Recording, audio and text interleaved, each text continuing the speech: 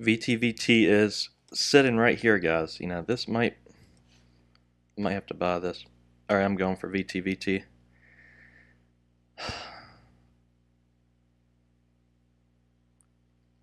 I'm going for. I think we could get that little squeeze with the SSR, guys.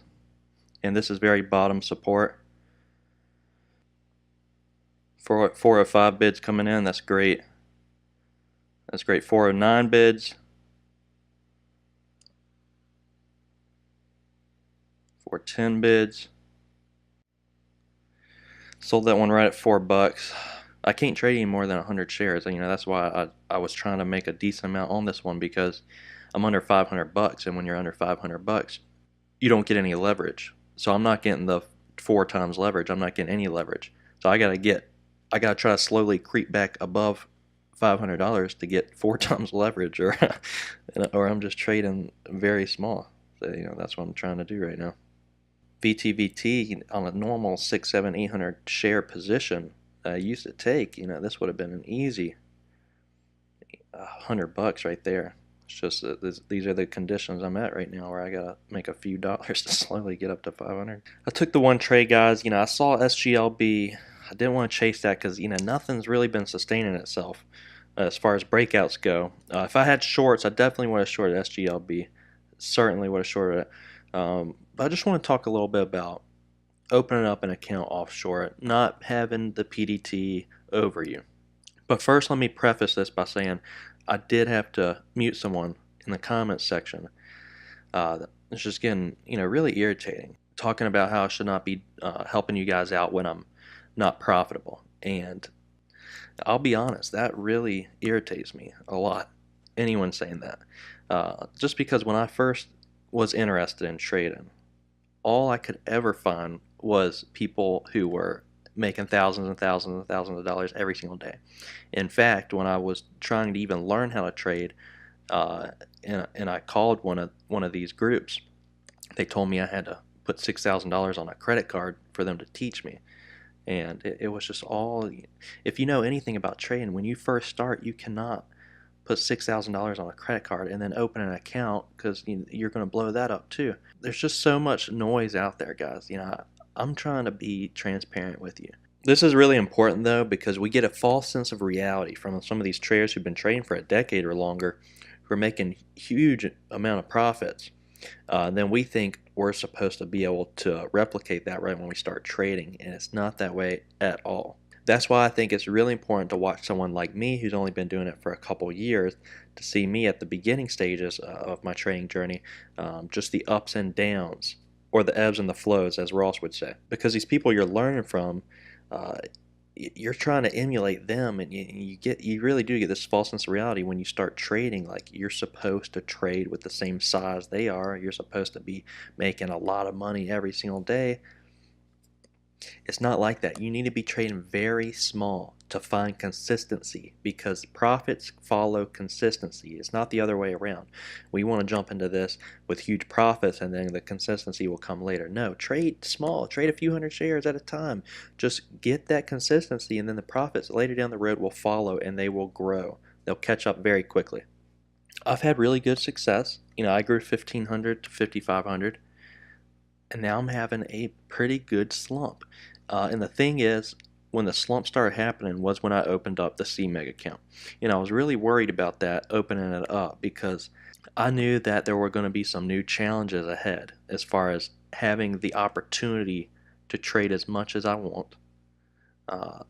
That was really my number one main concern, and I have learned since I've opened up the account that, yeah, like, these are emotions I gotta figure out, I gotta get through, and I'm learning them. I mean, this is the process. This is why you need to open up a small account, learn your emotions. The emotions are the hardest part, because although I was successful for over a year, consistently profitable, one of the things I've learned with CMEG and not having the PDT rule over me is that my red days, I allow them to turn into really big red days.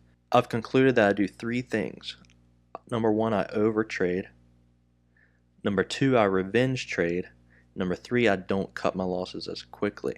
When I only had 3 trades a week, I was cutting very quick on any of my losers, because I knew, you know, if I let a red trade escalate into a huge trade, then my other two trades, I'm going to have to dig myself out of the hole. So if I cut quickly on a loss and allow my other two winners to be good winners, I'll be set. So that's not the case now. I thought, okay, now I can trade as much as I want. So I'm going to take every opportunity that I really think has potential. And there's a lot more predicting that I do. I do a lot more predicting. I feel really good about this trade. This would have been a $100 trade easy for me. On TD Ameritrade when I was trading with them, I definitely would have bought here. This was solid support. See, we had 1, 2, 3 levels of support. And then I noticed that some buyers were coming in. Level 2 was telling me, the tape was telling me, everything was confirming that this was going to start grinding its way up.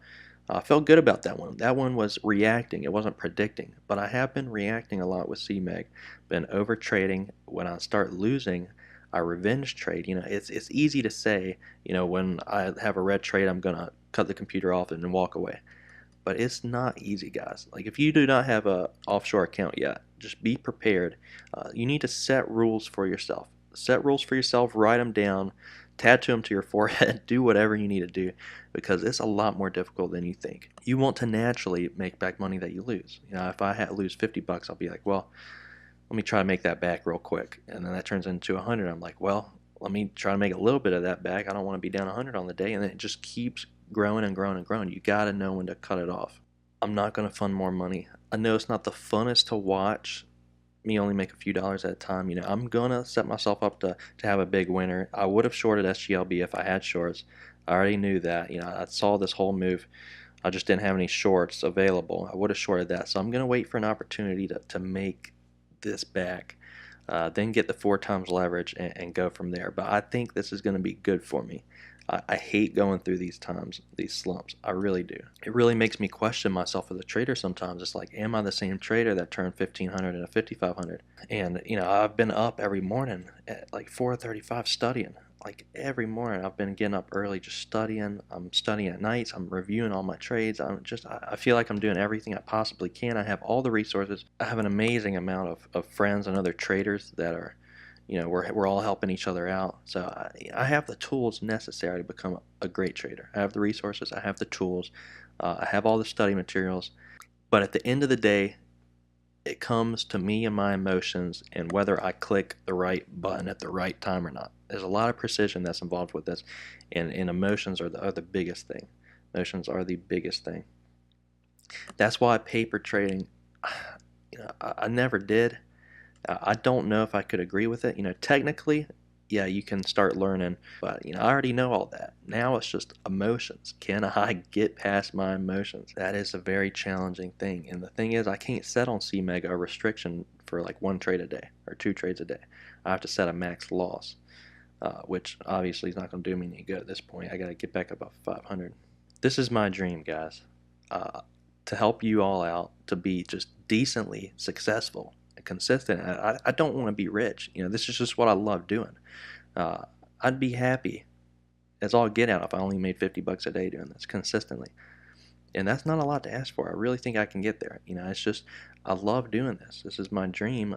I can't give up on it. I'm never giving up on it. And I love helping you guys out. I absolutely love helping you guys out. Any one of you that ever has any questions and reaches out to me, I help you. I want to be to you guys what I wish I had when I started doing this. Whether you're just now starting out or whether you've been doing it for a year or two and just need some advice and helpful tips, I really want to be there. So to wrap it up, guys, I know it's not the funnest to watch me make $10. But in my mind, I think of it as 10 cents, and this is how I've always thought of it. When I first started, I was actually on Robinhood trading just a couple hundred shares at a time, just learning how to trade. And I would tell people, I get so excited making 5 or 10 bucks, and people would be like, ha ha ha. But it's not about the dollar amount. It's about the consistency, and it's also about, how much per share did you make? I made 10 cents. That's great. 1,000 shares, 100 bucks. 2,000 shares, 200 bucks. 3,000 shares, 300 bucks. That's what it's about. Most people don't understand that. So I know it's not the funnest. We will get out of this slump. I'm so excited to help you guys out. Thank you so much for watching. If you have any questions at all, please feel free to leave them in the comment section below. We'll see you tomorrow.